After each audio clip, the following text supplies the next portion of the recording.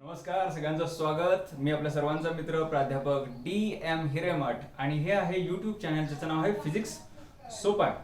मित्रांनो, 11वीचा आपण mathematical methods that is scalars and vectors हा चॅप्टर आपण चालू केलेला आहे.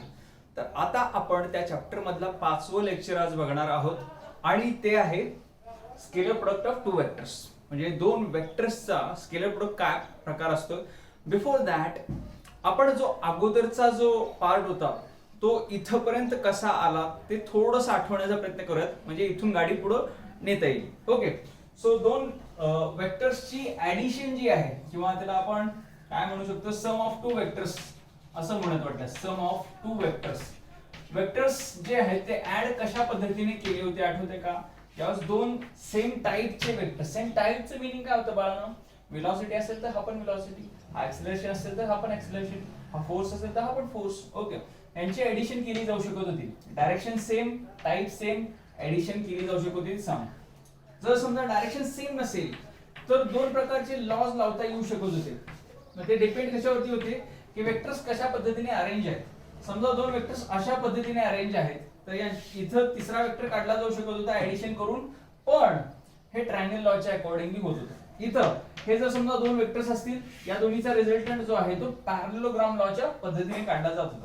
ओके, हे झालं ऍडिशन साठी. Subtraction of the two vectors किंवा डिफरन्स ऑफ टू वेक्टर्स किंवा यावेळेस एक वेक्टर इकडे आहे आणि दुसरा इकडे आहे, म्हणजे टाइप सेम आहे पण डायरेक्शन अपोजिट आहे. त्या केसेस मध्ये काय होत होतं तर या दोन्ही वेक्टरची सबट्रॅक्शन होत होती. Okay, so this was vector addition, vector subtraction. आज आपण बाळांनो वेक्टर मल्टिप्लिकेशन बघणार आहोत. Okay, so to begin with, vector multiplication कशा पद्धतीने होते, ठीक आहे. सो राईट हिअर, जर समजा इथे एक पहिली नोट पासून सुरुवात करूयात लेक्चरचा आज. थोडस बघा, जर समजा एक वेक्टर आहे, काय बोलतोय, एक वेक्टर आहे आणि त्याला सपोज एका स्केलरनी मल्टिप्लाय केलं. काय बोलतोय, वेक्टरला स्केलर, त्याच्या अगोदर स्केलरला स्केलरनी मल्टिप्लाय केलं तर काय होतं ते जरा समजून घ्या. स्केलर क्वांटिटी तुम्हाला माहिती आहे बाळांनो, स्केलर म्हणजे काय, अशी क्वांटिटी ज्याला फक्त मॅग्निट्यूड आहे, डायरेक्शन नाही. फॉर एक्झाम्पल डिस्टन्स सांगितलं, for example mass, for example time, टाइमला टाइमनी गुणा किंवा मासला मासनी गुणा, तर उत्तर एक नवीन मॅग्निट्यूडच मिळणार आहे. सो नवीन उत्तर जे आहे ते काय असणार आहे बाळांनो, स्केलरच असणार आहे. समजते का?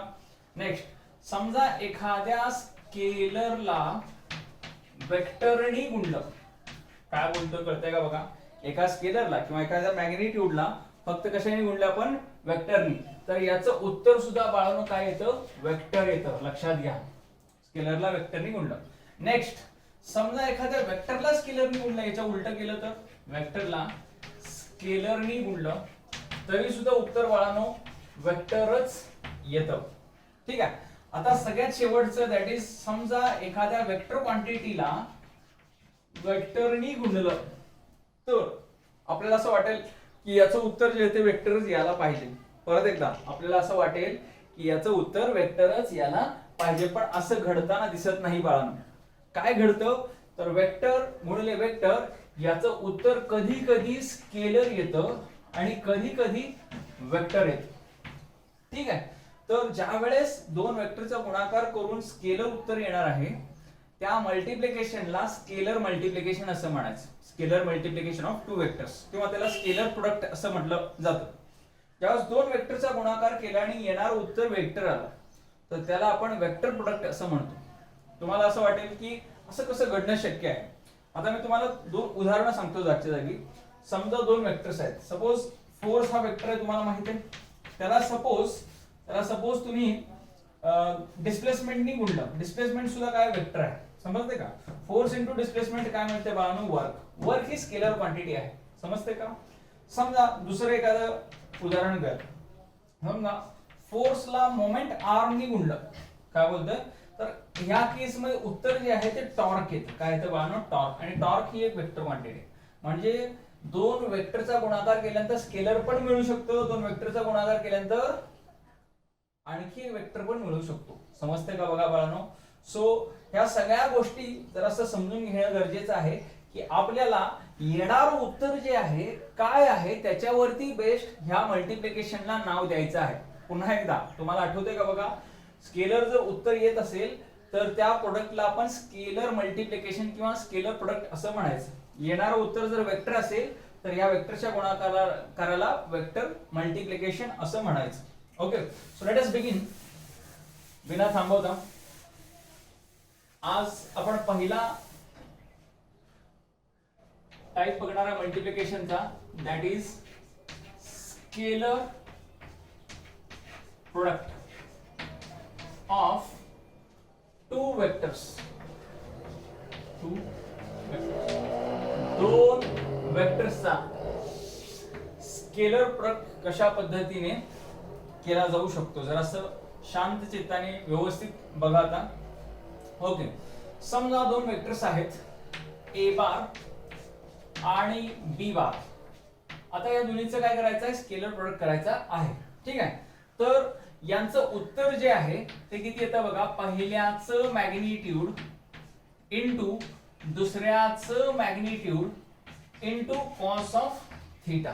इनटू काय म्हणतो बाळांनो, कॉस ऑफ थीटा. ठीक आहे, तर स्केलर मल्टिप्लिकेशन डिफाइन कशी करायची बघा, पहिल्याचं मॅग्निट्यूड होतं, मग दुसऱ्याचं मॅग्निट्यूड होतं, आणि मग त्या दोन्ही मधला कॉस ऑफ थीटा होता. थीटा हा दोन्ही वेक्टर मधला अँगल आहे. सपोज हा एक वेक्टर आहे, याला नाव देऊयात ए बार, आणि दुसरा एक वेक्टर आहे बाळांनो, याला नाव देऊयात बी बार, आणि या दोघांच्या मध्ये असणारा अँगल जो आहे दॅट इज थीटा. समजते का? या दोघांचा गुणाकार केलाय किंवा स्केलर मल्टिप्लिकेशन केलेली आहे. हाऊ कॅन वी डिफाइन, याची डेफिनेशन कशी तयार केली जाऊ शकते बघा शांतपणे.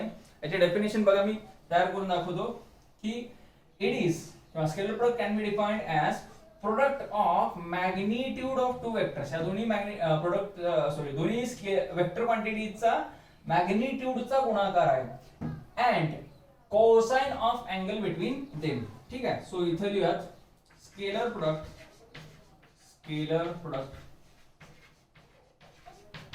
of two vector quantities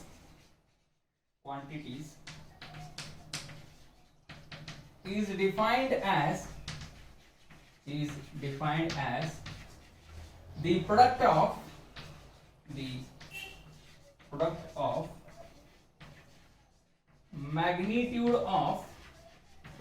magnitude of two vectors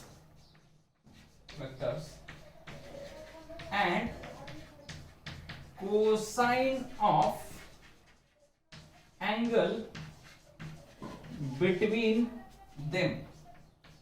यांच्यामध्ये असणारा कोसाइन ऑफ अँगल आहे. समजलं का बघा बाळांनो? पुन्हा एकदा, scalar product of two vectors, दोन वेक्टर्सचा स्केलर प्रोडक्ट हा कसा इज इक्वल टू काय म्हणायचं, is defined as the product of magnitude of two vectors, या दोन्हीच्या मॅग्निट्यूडचा गुणाकार, and cosine of angle between them. समजलं का बघा? ठीक आहे, या ठिकाणी नोटेशन कसं असतं जरा असं समजून घ्या. ठीक आहे, डॉट हे नोटेशन घ्यायचं. काय म्हणतोय, डॉट हे नोटेशन. गुणाकाराने हे दाखवायचं नाही, म्हणजे ए बार गुणिले बी बार अशा पद्धतीने दाखवायचं नाही. हे जे आहे ते पुढच्या लेक्चर मध्ये आपण समजून घेणार की क्रॉस केव्हा वापरायचं. ओके, तुर्तास तुम्हाला काय माहित पाहिजे की स्केलर प्रोडक्ट दाखवण्यासाठी आपण चिन्ह कोणतं वापरतो, डॉट हे चिन्ह वापरतो. सो इथं मी असं पण लिहितो, the symbol used for this is dot. Dot हे सिम्बॉल वापरतात, डॉट असं मी इथं या ठिकाणी दाखवतो. ओके, आता यांचे कॅरेक्टरिस्टिक्स जरा असं समजून घ्या. स्केलर प्रोडक्टचे कॅरेक्टरिस्टिक्स काय काय आहेत. ठीक आहे, कॅरेक्टरिस्टिकच्या अगोदरचे एक्झाम्पल्स सांगायचे राहून गेले. सो मी इथं एक्झाम्पल सांगतो. पहिल्यांदा इथून वरून थोडीशी सुरुवात करूयात. एक्झाम्पल्स. ठीक आहे, पहिलं एक्झाम्पल आहे वर्क. वर्क जी आहे ती स्केलर क्वांटिटी आहे आणि ती दोन वेक्टर क्वांटिटी पासून मिळते. तर असं खाली लिहितो, व्यवस्थित लिहितो पहिल्यापासून. ठीक आहे, वर्क जे आहे ते फोर्स आणि डिस्प्लेसमेंट या दोन्हीच्या गुणाकारापासून मिळते. ठीक आहे, तर वर्कचा फॉर्म्युला W आहे, फोर्स जे आहे ते F बार नी दाखवतात आणि डिस्प्लेसमेंट S बार नी दाखवतात. ठीक आहे, तर या दोन्हीचा गुणाकार बाळांनो काय आहे, तर वर्क डन आहे. समजते का बघा? ओके, सो आणखी एखादी क्वांटिटी सांगता येऊ शकते, दॅट इज पॉवर. पॉवरचा फॉर्म्युला आहे इथे लिहितो. पॉवरचा फॉर्म्युला असतोय force into velocity. Force into velocity. आता ह्या दोन्ही वेक्टर क्वांटिटी आहेत आणि पॉवर जी आहे ती स्केलर क्वांटिटी आहे. So it can be written as P is equals to F bar dot S bar. F bar dot S bar. समजतंय का मी काय बोलतोय? तुम्ही म्हणाल वर्कचा फॉर्म्युला तर आम्ही लहानपणी वेगळा शिकलेलो आहोत, तो आहे रेट ऑफ डुईंग वर्क. ठीक आहे, मी पुन्हा एकदा हा फॉर्म्युला कसा आला जर असं सांगतो, तर असं आपला विषयांतर होईल पण माहिती, नवीन माहिती मिळेल. पॉवर म्हणजे काय? रेट ऑफ डुईंग वर्क, म्हणजे वर्क अपॉन टाइम. वर्क म्हणजे काय असते बाळांनो? Force into displacement upon time. मग काय होईल बघा, force into displacement upon time काय असते बाळांनो? व्हेलॉसिटी. त्यामुळे फोर्स इंटू व्हेलॉसिटी हे काय मिळालं आपल्याला? पॉवर मिळालेलं आहे. समजलंय का? बघा सोप्या सोप्या गोष्टी आहेत, अगदी सोप्या सोप्या आहेत.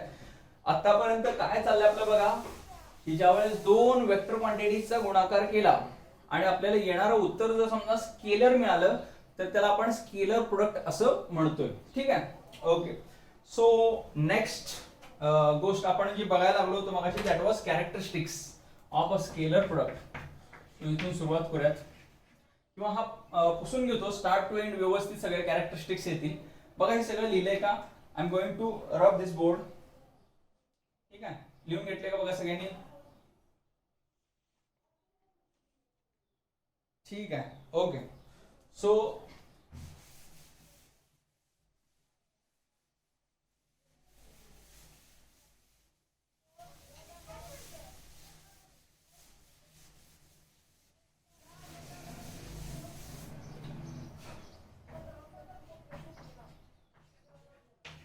characteristics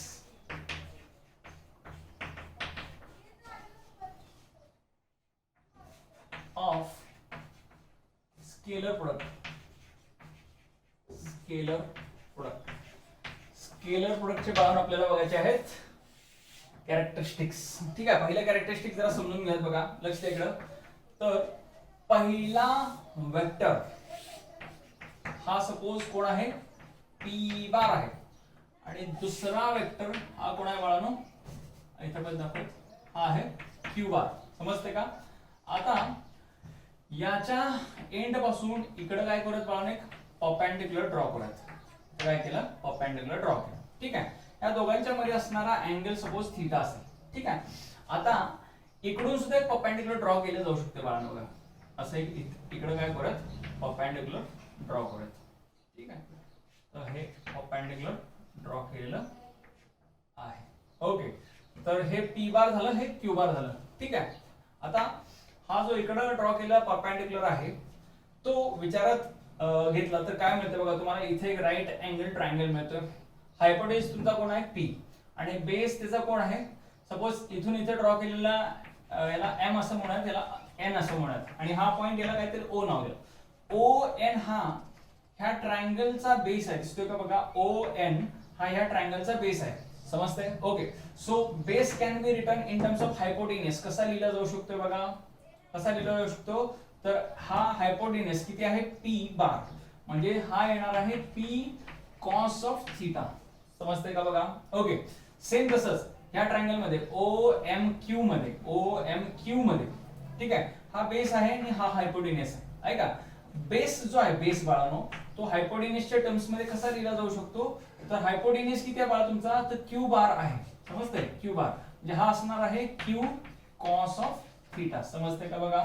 ठीक आहे, आता हायपोटेन्यूज बेसच्या टर्म्स मध्ये कसं लिहितात हे जर असं वाटलं बाजूला सांगतो. काही लोकांना हे पण समजलं नसेल, त्यासाठी सपोज यासारखीच एखादी डायग्राम ड्रॉ करत. Suppose this is a right angle triangle आणि हा थीटा आहे. This is base, this is perpendicular and this is say hypotenuse. ठीक आहे, तर हायपोटेन्यूजच्या टर्म्स मध्ये बेस लिहायचा. कसं लिहिता येतं बाळानो? मी या ट्रायंगल मध्ये cos ऑफ थीटा सांगितलं. cos थीटा म्हणजे काय असायला पाहिजे बाळानो? Base upon hypotenuse. So base should be equals to काय येते? Hypotenuse cos of theta. ही गोष्ट कायम डोक्यात ठेवायचं. आणि परपेंडिक्युलर काय असणार आहे बाळानो? Hypotenuse sin of theta. ठीक आहे, म्हणजे एखाद्या ठिकाणी कोणीतरी शिक्षकांनी शिकवताना पटकन रिप्लेसमेंट केलं, बेसच्या जागी h cos थीटा टाकलं किंवा परपेंडिक्युलरच्या जागी h sin थीटा टाकलं तर समजून घ्यायचं की हे ट्रिग्नोमेट्रिक रेशो वरून आलेलं आहे. ठीक आहे, सेम तसंच केलं बघा. आता याचा बेस, ह्या ट्रायंगलचा बेस दिसतोय का? बेस हा काय लिहिलेला आहे? Hypotenuse into cos of theta. Same तसंच या ट्रायंगलचा हा जो बेस आहे तो हायपोटेनियसचा कॉस ऑफ थिटा दिलेला आहे. ओके, सो या केस मध्ये हायपोटेनियस काय होता P आणि या केस मध्ये हायपोटेनियस काय होता Q. ओके, सो हे इथलं पुसतो. ठीक आहे, तर पहिलं कॅरेक्टरिस्टिक कसं लिहिता येते बघा. पहिल्यांदा ते व्यवस्थित मांडणी करतो. P बार डॉट Q बार कसं लिहिलं जाऊ शकतं बाळांनो बघा. हे लिहिलं जाऊ शकतं P into Q into cos of theta. या ठिकाणी ग्रुपिंग करतोय बघा. मी काय ग्रुपिंग करतोय बघा. पहिलं ग्रुप करतोय P into Q cos of theta. Q cos of theta. ठीक आहे, तर P into Q cos theta ह्याला सेपरेट लिहिलं. Q कॉस थिटा काय बाळांनो. Q कॉस थिटा हा Q बारचा कॉस कंपोनंट आहे जो की P बारच्या दिशेला आहे. पुन्हा एकदा Q कॉस थिटा काय बाळांनो, तर तो Q बारचा कंपोनंट आहे जो P बारच्या दिशेला आहे. सो इथं लिहिताना काय लिहू शकतोय. P इंटू काय लिहू शकतोय component of Q bar in the direction of P बार. समजलं का बघा. सेम तसंच बाळांनो आपण हे इकडे ठेवा आणि हे इकडे ठेवा. दॅट इज काय केलं जाऊ शकतं Q into P cos theta असं लिहू शकतो बघा. मी काय केलं, याला इकडे घेतलं याला इकडे, म्हणजे ग्रुप कोणाकोणाच केला P आणि कॉस थिटाचा ग्रुप केला. ओके, Q ला तसंच ठेवतो बाळांनो. P कॉस थिटा काय बाळांनो बघा. P कॉस थिटा कुणाच्या दिशेला आहे तर Q बारच्या. आता P कॉस थिटा कुणाचा कंपोनंट आहे बाळांनो तर P बारचा. त्यामुळे ती लिहिताना कसं लिहायचं P बारचा कंपोनंट जो की Q बारच्या डायरेक्शनला गेलाय. जरा व्यवस्थित समजून घ्या. P बारचा कंपोनंट जो की Q बारच्या दिशेला गेलेला आहे. So can be written as component of P bar in the direction of Q bar. In the direction of Q bar. समजलं का बघा. ओके, सो नाउ आता याला वर्ड्स मध्ये मेन्शन करायचं आहे. ठीक आहे, तर हे वर्ड्स मध्ये इथं जसं बाजूला मेन्शन करतो, इथे जागा आहे भरपूर. सो स्केलर प्रोडक्ट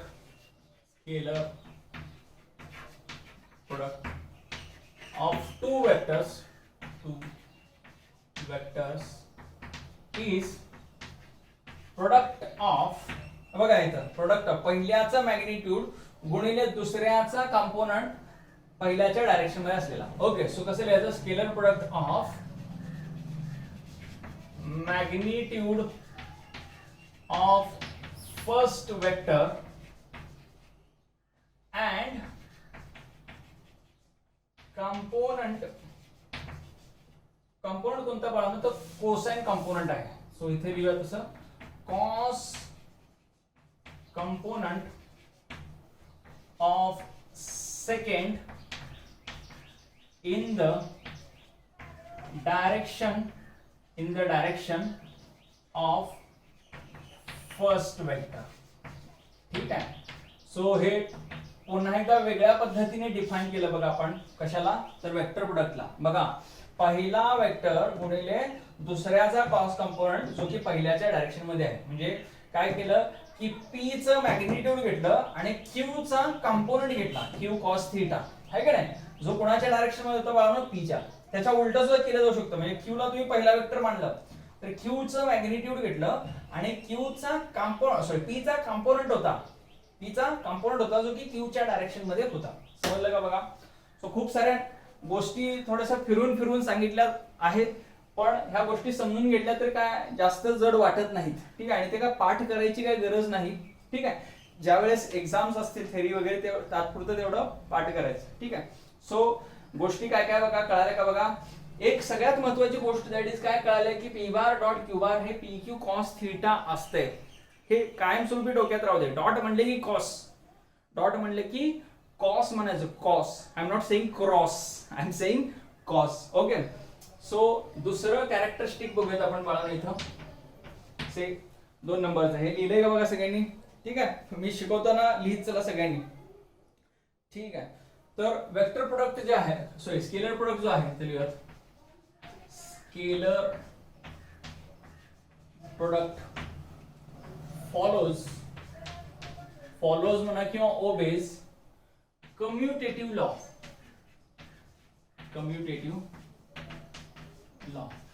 बाळांनो, कम्युटेटिव्ह लॉ आपण याच्या अगोदर शिकलेलो आहोत बरं का. कम्युटेटिव्ह लॉ मध्ये काय सांगितलं होतं, जागांची अदलाबदल केली तरी चालतंय, याला कम्युटेटिव्ह लॉ म्हणतात. पुन्हा एकदा साध्या सोप्या शब्दात, जागांची अदलाबदल केली तरी सुद्धा चालतंय. म्हणजे काय, तर जर समजा मी इथं लिहिलं p बार डॉट q बार असं लिहिलं तर उत्तर काय मिळते बाळांनो, तर p into q into cos of theta. असंच जर समजा मी q बार डॉट p बार लिहिलं तर त्यानं मिळणार आहे q into p into cos of theta. म्हणजे हे दोन्ही उत्तरं जे आहेत ही सेमच राहणार आहेत. ही उत्तरं जी आहेत आलेली यांची ही सेमच आहेत. याचा अर्थ काय की आपण असं लिहू शकतो p bar dot q bar हे q बार डॉट p बार च्या इक्वल आहे असं लिहू शकतो. तुम्ही म्हणाल ह्यात विशेष काय आहे, विशेष केव्हा होईल, ज्यावेळेस आपण याच्या पुढचा पार्ट जेव्हा शिकायला चालू करेल तर प्रत्येक वेळेस मल्टिप्लिकेशन जी आहे ती कम्युटेटिव्ह राहत नाही, तर मीनिंग बदलतं.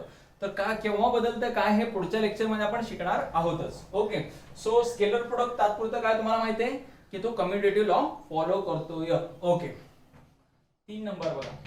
हे सगळं लिहित चला बरं का बाळांनो, माझ्यासोबत लिहित चला. ठीक आहे, नेक्स्ट आहे स्केलर प्रोडक्ट.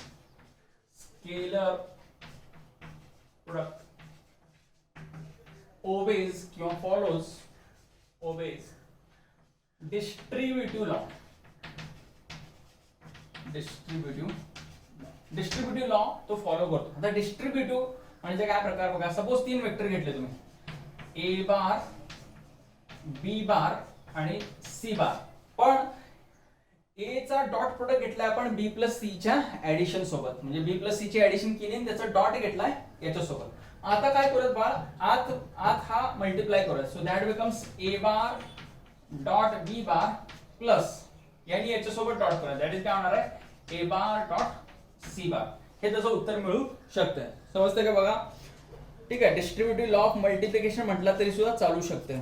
ओके, आणखी एक आता महत्वाचा लॉ जो की आपण मागच्या लेक्चर मध्ये जिथं आपण न्यूमेरिकल शिकलो त्यावेळेस मी तुम्हाला सांगितलं होतं की काही गोष्टी ज्या आहेत त्या मी पुढे मेन्शन करणार आहे. समजा एखाद्या वेक्टरचा डॉट प्रोडक्ट घेतला त्याच्या सोबतच, काय बघा सिच्युएशन काय. सो इथं मी पहिल्यांदा असं लिहितो, काय लिहितो, scalar product of a vector with itself.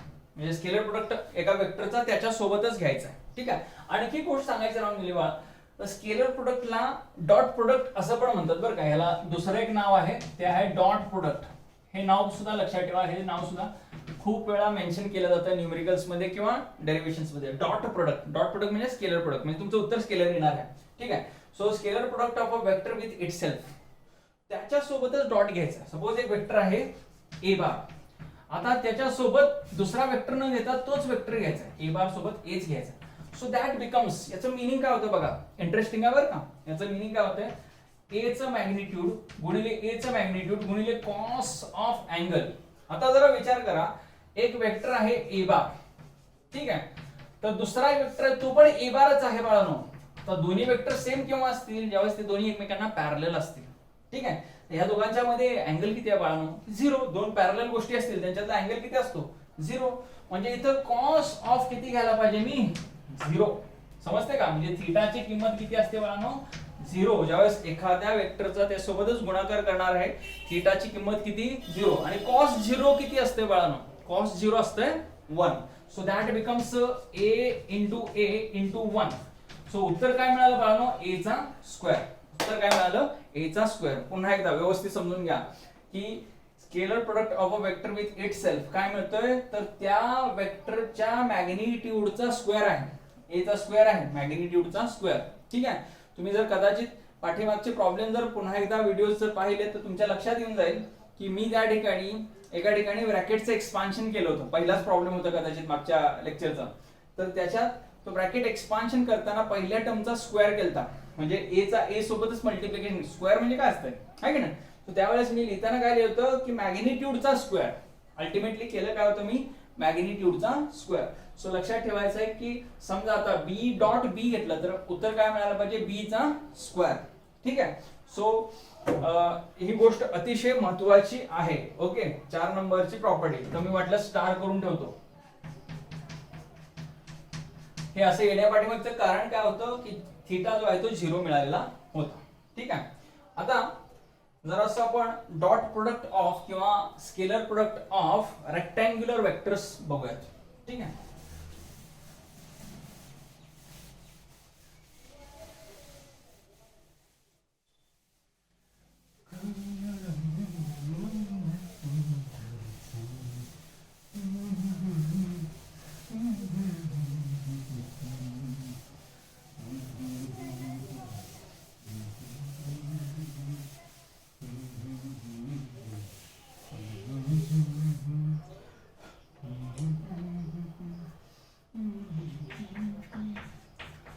Scalar product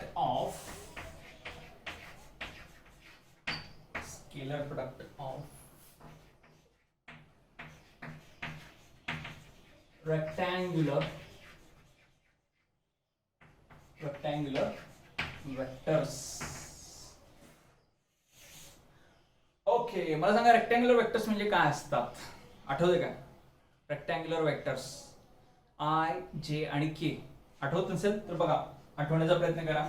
x axis, Y axis आणि झेड ऍक्सिसच्या अलॉंग असणारे तीन vectors, suppose this is x, this is why, this Z. तर इकडे असणारा युनिट वेक्टर त्याला काय म्हणत होतं? I cap. इकडे असणाऱ्याला जे कॅप, इकडे असणाऱ्याला के कॅप. सो हे नाव विशेष आहेत आणि हे कायम राहणार. ठीक आहे. एक्स ऍक्सिसच्या अलॉंग असणाऱ्या युनिट वेक्टरला आपण आय कॅप असं म्हणतो. आय कॅप, जे कॅप आणि के कॅप टोपी आहे. ओके. सो नाव आता आपल्याला यांचं काय करायचं आहे? स्केलर प्रोडक्ट बघायचं. स्केलर प्रोडक्ट बघा कशा पद्धतीने केलं जाऊ शकतं. ठीक आहे. मी इथं काही गोष्टी लिहितो. तर मी लिहितो i cap dot i cap. काय म्हणतोय? Scalar product of a vector with itself. जरा टायटल टाकूयात आणि मग जाऊया पुढं. ठीक आहे. तर scalar product of a unit vector with itself, त्याच्यासोबतच. ठीक आहे. म्हणजे काय? तर आय डॉट आय केलं तर याचं उत्तर काय आलं पाहिजे बघा बाळांनो. आय डॉट आय, जरा मिनिंग समजून घ्या. आय डॉट आय म्हणजे आयचा काय घ्यायचा आहे? मॅग्निट्यूड. दुसऱ्या आयचा सुद्धा काय घ्यायचा आहे? मॅग्निट्यूड. आणि परत ह्या दोघांच्या मध्ये असणारा अँगल. आता मगाशी बाळांनो सांगितलं ए चा ए सोबत अँगल किती असतो? 0. बी चा बी सोबत 0. आय चा आय सोबत अँगल किती असणार आहे? 0. So that should be 0. So I चं मॅग्निट्यूड किती आहे? 1. दुसऱ्या आय चं मॅग्निट्यूड किती आहे? 1 इनटू कॉस ऑफ 0 किती आहे? 1. सो उत्तर किती मिळालं? 1. सिमिलरली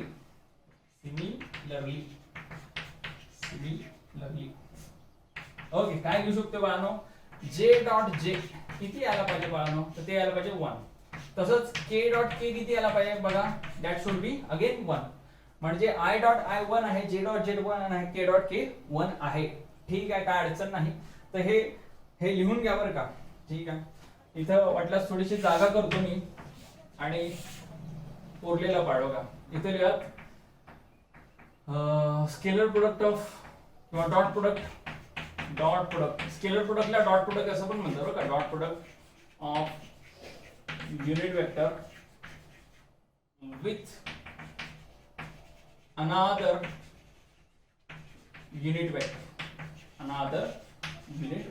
एका वेक्टरचा दुसऱ्या वेक्टर सोबत कसं मल्टिप्लिकेशन असणार आहे बघा. सपोज मी असं लिहिलं बाळांनो आय डॉट जे लिहिलं. काय म्हणतोय? I dot J. याचं उत्तर काय पाहिजे डॉट प्रोडक्टचं? तुम्हाला माहिती आहे पहिल्याचं मॅग्निट्यूड, आयचं मॅग्निट्यूड, दुसऱ्याचं मॅग्निट्यूड, जेचं मॅग्निट्यूड आणि कॉस ऑफ अँगल.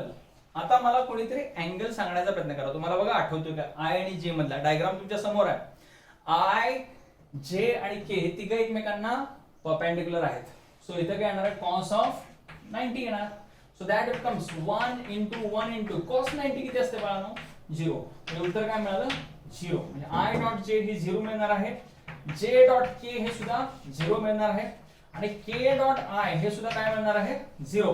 म्हणजे कोणत्याही दोन डॉट प्रोडक्टचा कोणत्याही दोन युनिट वेक्टर्सचा डॉट प्रोडक्ट जर घेतला जे की एकमेकांना परपेंडिक्युलर असतील तर उत्तर तुमचं 100% काय येणार आहे? 0. ओके. सो या ठिकाणी आपल्याला हे पाठ करणं फार गरजेचं आहे. I dot I 0, J dot J sorry I dot I 1, J dot J 1, K dot K 1, I dot J 0, J dot K 0, K dot I 0. बदललं का नाही? दोन वेगळे वेगळे घेतले की उत्तर काय येणार आहे 0 आणि सेम असतील तर उत्तर काय येणार आहे 1. हे पाठ करायला पाहिजे तुम्ही सर्वांनी. ओके, सो इथं आपण एक काम करूया, एक टेबल बनवूया. काय करूया इथं? टेबल बना के रखना. ओके, बघा आता इथं I, J and K चा डॉट प्रोडक्ट घ्यायचा आहे I, J आणि K सोबत. ठीक आहे, काय अडचण आहे का? ओके, I डॉट I किती येते बाळांनो 1, J डॉट J किती येते 1, K डॉट K किती येते 1. आता बाकी सगळे काय येणार बाळांनो 0 का? कारण I dot J 0, I dot K 0, J dot K 0 है का? J dot K 0, K dot I 0, K dot J 0. So फक्त तिघच 1 1 1 आहेत. I डॉट I 1 आहे, J डॉट J 1 आहे, K डॉट K 1 आहे. समजलं का? बघा अतिशय सोपं, इंटरेस्टिंग आहे. ठीक आहे, टेबल फॉर्मॅट मध्ये तुम्हाला कायमस्वरूपी हे लक्षात राहू शकतं.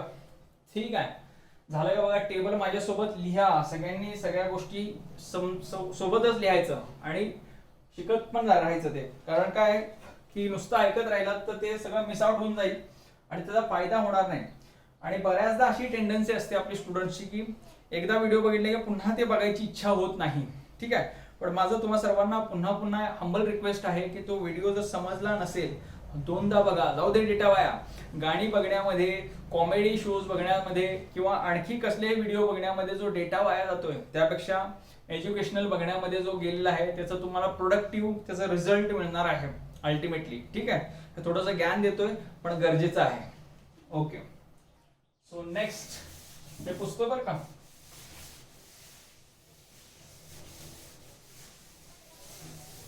ठीक आहे, तुम्हाला मागच्या लेक्चर मध्ये रिझॉल्व्ड वेक्टर शिकवलेला आहे बघा मी. रिझोल्यूशन ऑफ अ वेक्टर आठवते का? समजा एखादा वेक्टर आहे, सपोज p बार आहे, त्याला रिझॉल्व्ह करायचं आहे. आठवते कोणाला रिझॉल्व्ह कसा केला होता? एनीबडी रिमेंबर्स दिस? तर असं रिझॉल्व्ह केलं होतं बाळा बघा.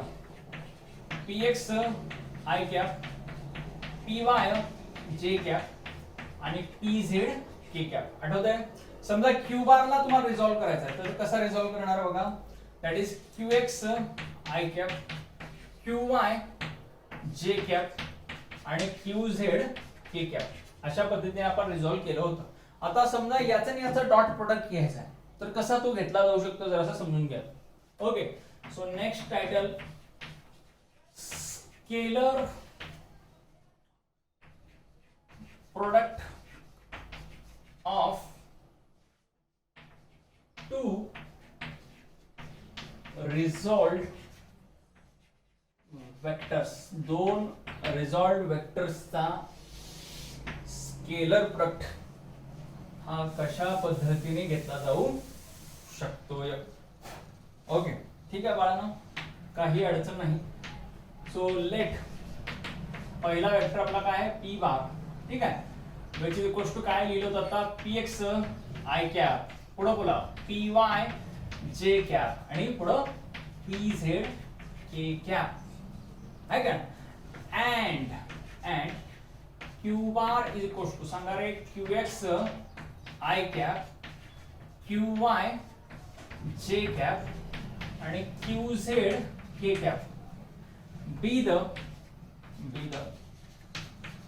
two resolved vectors. हे दोन रिझॉल्व्ड वेक्टर्स आहेत. ठीक आहे, आता त्यांचा डॉट प्रोडक्ट घ्यायचा बाळा. आपल्याला काय घ्यायचं आहे? Dot product. ठीक आहे, ठीक आहे, इथे लिहितो मी. Now next step is p bar dot q bar. हे कसं लिहिलं जाऊ शकतं बघा. आता इथं नको आहे, जागा लागेल भरपूर. p bar dot q bar can be written as px i cap, py j cap, pz k cap चा डॉट प्रोडक्ट घ्यायचा आहे कोणासोबत? It is qx i cap Q Y जे कॅप क्यू झेड के कॅप. ओके, आता पहिल्या टर्मनी ह्या bracket मधल्या सगळ्यांना गुणायचं, दुसऱ्या टर्मनी सगळ्यांना आणि तिसऱ्या टर्मनी सगळ्यांना. So that becomes like this. Say px नी या सगळ्यांना 1 बाय 1 गुणत चला. px इंटू qx, बघा px इंटू qx. ठीक आहे, जसं इथं लिहितो px इंटू qx. ठीक आहे, ब्रॅकेट मध्ये काय राहणार बघा, यांनी याला गुणलेलं आहे ना आय आणि आय ला, पण मल्टिप्लिकेशन कसली आहे, डॉट आहे, म्हणजे that can be written as I dot I. ठीक आहे, पुढे सांगा पहिल्या टर्मनी दुसऱ्या टर्मला गुणायचं, दॅट इज काय होणार आहे px qy. ठीक आहे, ब्रॅकेट मध्ये काय येणार आहे आय डॉट जे. ठीक आहे, ज्यांचं कॉन्सन्ट्रेशन नाही त्यांनी पुन्हा एकदा सगळ्यांना रिमाइंड करतो की अशा ठिकाणी कॉन्सन्ट्रेशन कमी होतं आणि आपला कॉन्फिडन्स कमी होतो नंतर, अरे काय शिकवलं कोणास ठाऊक. सो व्हिडिओ जर तुमचं कॉन्सन्ट्रेशन नसेल तर हा पॉईंट जो आहे तो स्टार्ट पासून बघायला सुरुवात करा. ठीक आहे, कारण इथून पुढे मॅथमॅटिक्स थोडंसं वाढणार आहे, कॉन्सन्ट्रेशनची प्रचंड गरज आहे सगळ्यांची. ओके, लक्ष द्या. ओके, सो पहिल्या टर्मनी तिघांना गुणलं. ठीक आहे, सॉरी पहिल्या टर्मनी तिघांना गुणायचं चाललेलं आहे. सो पहिल्यानी पहिल्याला गुणलं, पहिल्यानी दुसऱ्याला गुणलं, तर पहिल्यानी तिसऱ्याला त्याच्यातला. ओके, सो दॅट बिकम्स बघा px qz. इथे px qz आतमध्ये i इंटू काय लिहायला पाहिजे, मी इथं i इंटू k लिहायला पाहिजे. ठीक आहे, पुढं नेक्स्ट बघा प्लस प्लस, पुढं काय येणार बघा आता दुसऱ्या आणि दुसऱ्याला, दॅट इज काय होणार पाहनो px qx काय येणार आहे i dot i. Next px qy, तर px qy that becomes I dot j. पुढं px qz, px qz काय होणार आहे I dot k. समजते का बाळांनो. पुढं नेक्स्ट बघा आता तिसऱ्यानी चुका राहिलेला आहे, आपण दुसरी टर्म घेतलीच नाही बाळांनो, इथं py नी गुणायचं होतं. सो हे py and py, now it is correct. आता तिसऱ्या टर्मनी दॅट इज pz नी qx ला गुणायचं, that is pzqx k dot i येणार आता k डॉट i. समजते का बघा. ओके, इथे एक गोष्ट आणखी एक गोष्ट चुकली बघा, इथे j सोबत होतं ना py सोबत, सो इकडे सगळीकडे काय पाहिजे बाळांनो j पाहिजे अजून. नेक्स्ट काय होणार बघा pz नी दुसऱ्याला गुणा, दॅट इज काय होणार आहे pz qz ब्रॅकेट मध्ये काय येणार आहे k डॉट k. नेक्स्ट काय होणार आहे बघा pz qz आतमध्ये काय येणार आहे k कॅप k, इथं k डॉट j यायला पाहिजे. Now it is correct, no it is not correct, इथं मध्ये pz qy यायला पाहिजे. Now it is correct, pz नी qy ला गुणलं, सो k कॅप इनटू काय आलं, अरे k cap into j cap, correct आहे. नेक्स्ट आता सगळ्यात शेवटचं pz नी qz ला गुणलं, that is k cap dot k cap. ठीक आहे, ठीक आहे, काय अडचण नाही. ओके, आता मला जरा सांगा i डॉट i ची किंमत किती होते 1, j डॉट j ची किंमत 1 आणि k डॉट k ची 1. i डॉट j किती असते 0, i dot k 0, j dot k 0, j dot k 0 आहे की नाही, सॉरी j डॉट i 0, इथं k डॉट i हा पण 0, k डॉट j 0, म्हणजे सेम असतील तेवढ्याच टर्म राहणार आहेत. म्हणजे फक्त ही टर्म 1, ही दुसरी टर्म सेकंड आणि थर्ड, ह्या तीनच टर्म शिल्लक राहणार आहेत. बाकी सगळ्या टर्म काय होणार बाळांनो 0 होणार आहेत. का, कारण यांच्या ब्रॅकेट मध्ये जे डॉट घेतले ते डिफरंट वाल्यांचे आहेत. So can be written as px qx into काय आलं बाळांनो 1 प्लस काय आलं 0 प्लस काय आलं 0 प्लस खाली काय येणार बघा आता py qx, हे पण काय 0 आहे ना, सो 0 प्लस दुसरी टर्म काय 0, सॉरी दुसरी टर्म 0 नाहीये इथं, इथं दुसरी टर्म जी आहे ती काय म्हणणार 1 इनटू काय py qy, so can be written as py qy plus तिसरी टर्म काय आहे 0 प्लस खाली ही टर्म काय आहे 0, का कारण हे डिफरंट आहे, हे पण 0, सो ह्या दोन्ही टर्म 0 आहेत, 0 प्लस 0 प्लस सगळ्यात शेवटची बघा हे k डॉट k, हे काय होणार 1 इनटू व्हॉटएव्हर जे काय असणार आहे ते राहणार आहे, दॅट इज काय होणार आहे pz qz इनटू काय आलं 1. समजते का बघा. इथं मध्ये सुद्धा काय होतं ते py qy इनटू काय होतं 1. सो बेसिकली तीन टर्म राहिले px qx py qy आणि pz qz. समजते का बघा. सो इथं मी लिहिताना असं लिहितो पी बार डॉट क्यू बारचं उत्तर अल्टिमेटली आपल्याला काय मिळालं बाळांनो, px Q x plus P Y Q Y plus P Z Q Z. समजते का बघा. सो ह्या 3 टर्म्स शिल्लक राहणार आहेत. बेसिकली केले काय बघा, याच्या कोएफिशिएंटनी याला गुणलंय, याच्या कोएफिशिएंटनी याला गुणलंय, याच्या कोएफिशिएंटनी याला गुणलेलं आहे. सो जर समजा तुम्हाला एखादं साधं उदाहरण सांगितलं की डॉट प्रोडक्ट काढा, 2 वेक्टर्स दिले, ठीक आहे. फॉर एक्झाम्पल इथे एखादं एक्झाम्पल घेतो. समजा तुम्हाला पी बार दिलेला आहे 3i cap plus 2j cap plus 1k cap आहे, आणि क्यू बार दिलेला सपोज हा दिलेला आहे 2i cap plus 3j cap plus 4k cap, ठीक आहे. आणि तुम्हाला सांगितलं की पी बार डॉट क्यू बार काढून दाखवा, डॉट प्रोडक्ट फाइंड आउट करा. तुम्ही काय करणार आहे, याच्या कोएफिशिएंटनी याला गुणायचं प्लस याच्यानी याला प्लस याच्यानी याला. सो करा बघू, 3 दुनी 6 होईल प्लस इथे काय होणार आहे, हे बेत्रिक 6 होणार आहे प्लस बे नाही सॉरी 1 4 जा 4. ओके, 6 4 10 6 16 16 आन्सर मिळते. अतिशय सोपं आहे. काय अवघड आहे याच्यामध्ये, लक्षात ठेवण्यासारखं काय आहे का, नाहीये. ओके, सो खूप सोपं आहे. स्केलर प्रोडक्ट ज्यावेळेस घ्यायचा असतो त्यावेळेस फक्त कोएफिशिएंटची मल्टिप्लिकेशन करायची असते. हे एक्झाम्पल केल्यामुळं बऱ्याच जणांना ते लक्षात राहील की अरे हा, हे अशा पद्धतीने उत्तर आलं होतं. ओके, सो नाऊ हा पार्ट मी पुसतोय. बघा झालं का सगळ्यांचं.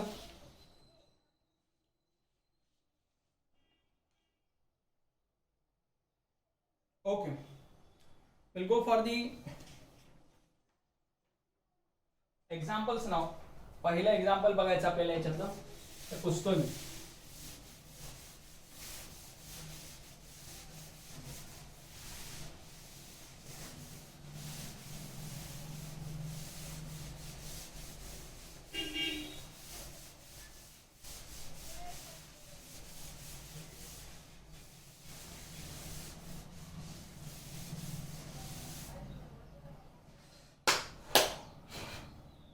So the first example, very first example we are going to see today.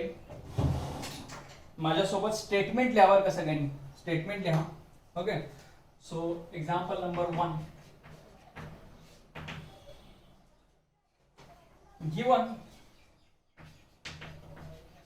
given p bar equal to 4i cap minus j cap plus 8k cap and q bar equal to 2i cap minus m j cap plus 4k cap.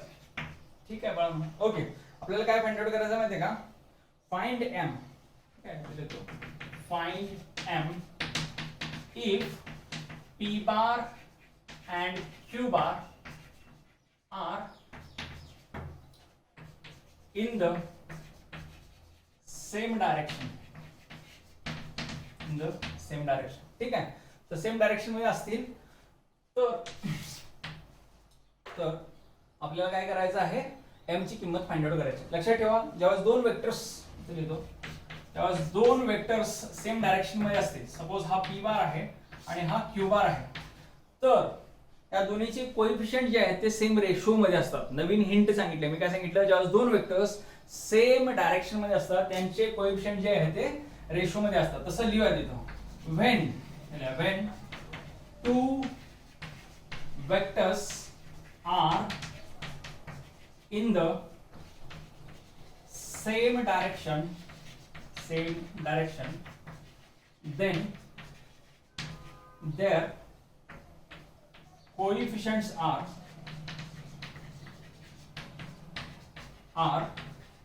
in the ratio. हे एकमेकांच्या काहीतरी ratio मध्ये आहेत. ठीक आहे, मग काम करायचं, हा px आहे, py आहे, pz आहे, हा qx आहे, qy आणि qz आहे. px नी qx ला डिवाइड करायचं, py नी qy ला आणि pz नी qz ला. वाटल्यास मी इथे लिहून घेतो बरं का. दॅट इज px किती आहे बाळांनो, तर तो आहे 4. py किती आहे बघा, py आहे -1, समजते का, आणि pz किती आहे बाळांनो, 8.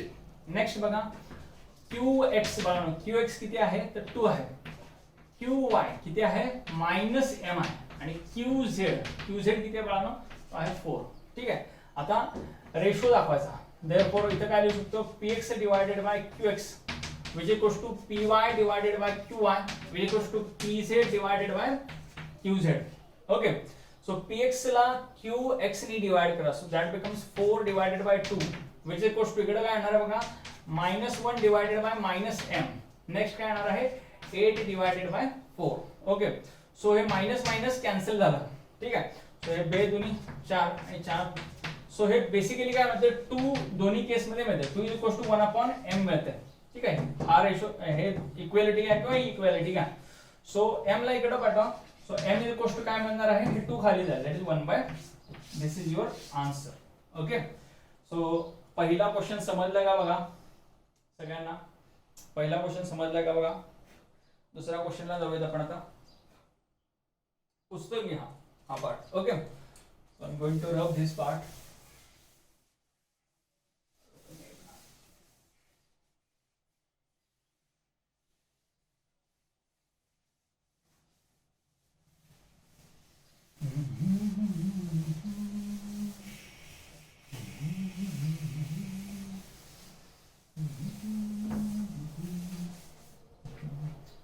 Okay, say example number 2. ठीक है, say find the scalar product of two vectors. Let's find the scalar product of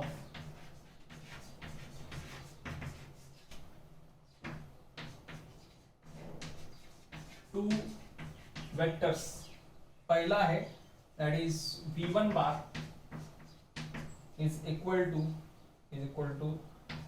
I cap plus 2 j cap plus 3 k cap आणि v2 bar equal to आहे से 3 I cap plus 4 j cap minus 5 k cap. हे दोन vectors आहेत बघा, ठीक आहे. लिहिलेले दिसतंय का सगळ्यांना. ओके, सो आपल्याला काय करायचं, यांचा डॉट प्रोडक्ट घ्यायचा आहे. सो इथे लिहा सोल्युशन v1 बार डॉट v2 बार काय आलं पाहिजे बाळांनो बघा, डॉट प्रोडक्ट घ्या. I plus 2j plus 3k चा डॉट प्रोडक्ट घ्यायचा आहे कोणासोबत, 3i plus 4j minus 5k. ठीक आहे. तर याच्यामध्ये एक गोष्ट समजून घ्यायची, जिथं काही नसतं तिथे काय असतंय 1, जिथं काही नाही तिथं 1 आहे. सो i चा i सोबत मल्टिप्लिकेशन, j चा j सोबत आणि k चा k सोबत, आणि हे तुमचे उत्तर आहे डायरेक्ट. सो इथं काही नाही म्हणजे इथं काय 1. सो 1 into 3 पहिल्यांदा लिहून घ्यायचं, 1 into 3 प्लस दुसऱ्याचा दुसऱ्या सोबत दॅट इज काय येणार आहे 2 into 4 प्लस तिसऱ्याचा तिसऱ्या सोबत दॅट इज काय येणार आहे 3 into -5. So that becomes 3 plus काय आलं 8 प्लस त्यामध्ये 15 पण ते मायनस येणार आहे 15. ओके, सो 3 हे 8 minus 15 that becomes -7. So answer will be -4. समजते का. ओके, इथे युनिट्स मेन्शन केलेले नाही त्यामुळे याला सुद्धा युनिट द्यायचं नाही. Okay, so next will go for the next example. हे लिहून घेतलं का बघा, 2 नंबरचं एक्झाम्पल. याला रब करतो मी, 3 नंबरचं एक्झाम्पल लिहिणार आहे.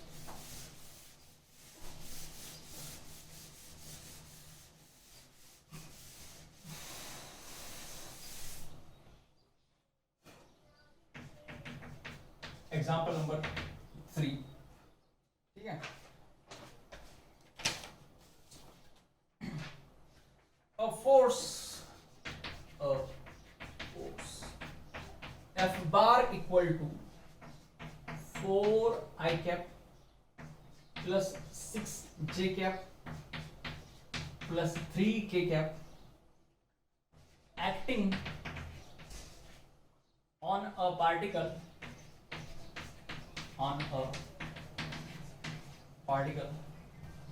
produces a displacement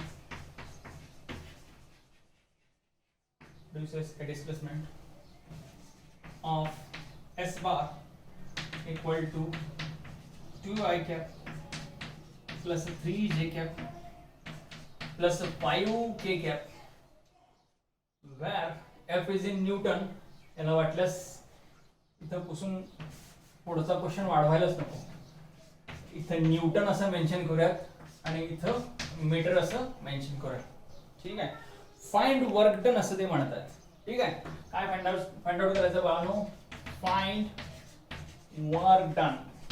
ओके बाळांनो, मला जरा सांगा, मी तुम्हाला मगाशी एक उदाहरण सांगितलं होतं स्केलर प्रोडक्टचं. वर्क इज इक्वल्स टू काय सांगितलं होतं? Force into displacement. आठवतंय का? Force into displacement. Force vector आहे, डिस्प्लेसमेंट वेक्टर आहे, पण वर्क जे आहे ती स्केलर आहे. त्यामुळं स्केलर प्रोडक्टचं हे अतिशय सोपं आणि पहिलं उदाहरण आहे. ओके, सो सोल्युशन इथे काय लिहायचं? Work is equals to force dot displacement. Okay, so W work is equals to force किती आहे बघा? 4i cap plus 6j cap plus 3k cap. ठीक आहे. डॉट घ्यायचा कोणासोबत बाळांनो? तर 2i cap plus 3j cap plus 5k cap सोबत घ्यायचा आहे. ठीक आहे, काय अडचण नाही. आता कोएफिशिएंटचा गुणाकार 2 चा 4 सोबत, सो दॅट विल कम बघा 4 into 2 प्लस चिन्ह विसरायचं नाही. 6 चा 3 सोबत, 6 चा 3 सोबत, पुढं k चा k सोबत आणि 3 चा 5 सोबत. ठीक आहे. आता गुणाकार करा, काय अडचण नाही. 4 2 चा 8, 6 3 चा 18 आणि 15. ठीक आहे. आन्सर काय येते बघा तुम्ही आता ऍड करत चला. हे होईल माझ्यामध्ये 26 प्लस 15 होऊन जाईल 1 वरती गेला. So answer should be 41. Answer is 41. Okay, so work is measured in the joules. त्यामुळे ते युनिट मात्र मेन्शन करा या ठिकाणी. अदरवाइज तिथं मेन्शन केलं नव्हतं अगोदरच्या एक्झाम्पल्स मध्ये, इथं मात्र मेन्शन करणं गरजेचं आहे. ओके, 3 नंबरचं एक्झाम्पल बघा सगळ्यांचं लिहून झालंय का? मी 4 नंबरच्या एक्झाम्पलला जातो. हे पुस्तक आता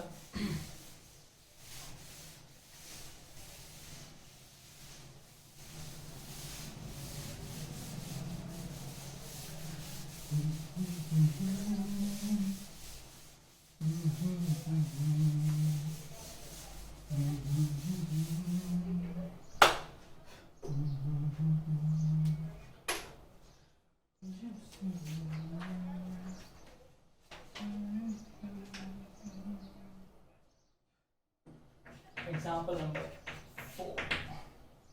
If given v1 bar equals to 5i cap plus 2j cap and v2 bar equal to ai cap minus 6j cap are perpendicular to each other, comma, determine the value of a. a ची value तुम्हाला find out करायची आहे. हे दोन्ही vectors एकमेकांना perpendicular आहेत बाळांनो. ठीक आहे. तर पहिली गोष्ट बघा समजून घ्या आता, की जर समजा दोन वेक्टर्स एकमेकांना परपेंडिक्युलर असतील, सपोज a बार हा b बारला परपेंडिक्युलर असेल, तर यांचा डॉट प्रोडक्ट किती आला पाहिजे? a bar dot b bar. Dot product काय असतं बाळ? पहिल्याचं मॅग्निट्यूड गुणिले दुसऱ्याचं मॅग्निट्यूड गुणिले ह्या दोघांच्या मधला अँगल. तर हे दोघे एकमेकांना परपेंडिक्युलर म्हणजे थीटा किती झाला? थीटा झाला 90 बाळांनो. सो कॉस ऑफ किती झालं ते? 90. कॉस 90 किती असते? ते असते 0. त्यामुळे a बार डॉट b बार तुम्हाला काय मिळते? 0. पुन्हा एकदा वाक्य व्यवस्थित समजून घ्या की डॉट प्रोडक्ट दोन परपेंडिक्युलर वेक्टर्सचा जर घेतला तर उत्तर काय येणार आहे? 0. पुन्हा एकदा दोन परपेंडिक्युलर वेक्टर्सचा डॉट प्रोडक्ट हा 0 असतो. लक्षात आहे का? आणि जर समजा ते पॅरलल असतील तर काय असतं? त्यांच्या मॅग्निट्यूडचा गुणाकार आला असतं. कसं बघा, दोन वेक्टर जर समजा एकमेकांना पॅरलल असतील तर थीटा किती होणार आहे? तो असणार आहे 0. समजा हे a बार आणि b बार एकमेकांना पॅरलल असतील तर उत्तर काय मिळालं पाहिजे? a चा मॅग्निट्यूड गुणिले b चा magnitude into cos of 0. cos 0 किती असते बाळांनो? 1. सो ते काय झालं? Product of magnitude. ही महत्त्वाची गोष्ट आहे. कॅरेक्टरिस्टिक मध्ये मी सांगितली नव्हती. ठीक आहे, चुकून राहून गेला असणार, पण ह्या गोष्टी पाठ असल्या पाहिजे तुम्हाला. काय की डॉट प्रोडक्ट जर दोन परपेंडिक्युलर वेक्टरचा घेतला तर उत्तर 0 होणार आणि पॅरलल लाईनचा घेतला तर उत्तर काय येणार आहे? Magnitude of the product of the magnitude of two vectors. Okay, so we'll go for the example now. Say या ठिकाणी सोल्युशन घेतो बघा मी दोन वेक्टर्सचा काय घ्यायचा आहे डॉट प्रोडक्ट घ्यायचा आहे. सो इथं म्हणा v1 बार हा परपेंडिकुलर आहे v2 बारला आहे का नाही. देयरफॉर इथं काय म्हणणार थीटा हा किती घेतला बाळांनो 90 डिग्री आहे. सो देयरफॉर इथं काय म्हणणार v1 बार डॉट v2 बार चं उत्तर काय मिळालं पाहिजे 0 मिळालं पाहिजे. तर v1 आणि v2 च्या किमती टाका. v1 बार किती आहे बाळांनो तो आहे 5i प्लस 2j चा डॉट प्रोडक्ट घ्यायचा काय सोबत ai मायनस 6j सोबत. ठीक आहे. So 5 into a so that becomes 5a आणि याचा याच्या सोबत दॅट इज काय येणार आहे 2 into -6 चं उत्तर किती आलं पाहिजे 0. ट्रिक काय समजली का दोन परपेंडिकुलर वेक्टरचं उत्तर किती येते 0. आता कोएफिशिएंटचा गुणाकार 5 नी a ला गुणलाय 2 नी -6 ला. Okay so that becomes 5a हे किती झालं 12 which is equals to 0. 12 तिकडे पाठवा. सो प्लस 12 झालं इज इक्वल्स टू 5a मिळालं. Therefore a is equals to आपल्याला काय मिळणार आहे 12 divided by 5. Okay I hope तुम्हाला प्रॉब्लेम समजला असेल. ठीक आहे. नेक्स्ट क्वेश्चन आहे का शिल्लक काय क्वेश्चन्स. आय होप सगळे प्रॉब्लेम घेतलेत. एक प्रॉब्लेम जो आहे तो मी तुम्हाला होमवर्कला देतो. हा प्रॉब्लेम सोडवून तुम्ही मला माझ्या व्हॉट्सअप नंबरवरती सेंड करू शकता किंवा जर समजा तुम्ही ग्रुपला ऍड असाल फिजिक्स सोपा आहे या व्हॉट्सअप ग्रुपला जर ऍड असाल तर तिथे डायरेक्ट उत्तर पाठवलं तरी चालू शकतं. ठीक आहे. सो बघा show that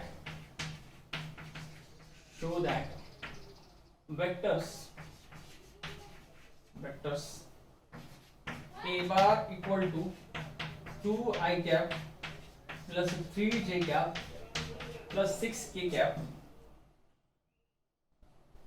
b bar equal to 3i cap minus 6j cap plus 2k cap and c bar equal to 6i cap plus 2j cap minus 3k cap. हे तीन वेक्टर्स आहेत आर म्युच्युअली परपेंडिकुलर. आता perpendicular दाखवायचे कसे दाखवणार बघा. याचं hint सांगून देतो की याचा याच्यासोबत डॉट घ्यायचं उत्तर 0 आला पाहिजे. याचा याच्यासोबत डॉट घ्या उत्तर 0 आला पाहिजे आणि याचा याच्यासोबत डॉट घ्या त्याचं पण उत्तर 0 आला पाहिजे. काय काय बोललो बघा लेंदी असणार थोडं पण उत्तर 0 आलं पाहिजे. याचा यासोबत डॉट घ्या. ठीक आहे. इथे वाटल्याचं एक तोंडी करून दाखवतो बघा. हे किती येणार आहे दोघांचं गुणाकार 6 या दोघांचं किती येणार -18 आणि या दोघांचं किती येणार 12 प्लस 6 18 मायनस 18 0. अशा पद्धतीने तुम्हाला ह्या दोघांचा गुणाकार पण 0 दाखवायचा आहे आणि या दोघांचा गुणाकार पण 0 दाखवायचा म्हणजे dot product. Okay so dot product जर 0 आले तर ते एकमेकांना परपेंडिकुलर असं प्रूव्ह करता येऊ शकतं. ओके सो तुम्हाला प्रूव्ह काय करायचं आहे त्यांचा डॉट प्रोडक्ट जो आहे तो 0 आहे. ठीक आहे. आय होप आजचा डॉट प्रोडक्टचा पार्ट सगळ्यांना समजला असेल. याच ठिकाणी आपण थांबूयात. अभ्यास करत राहा. थँक्यू.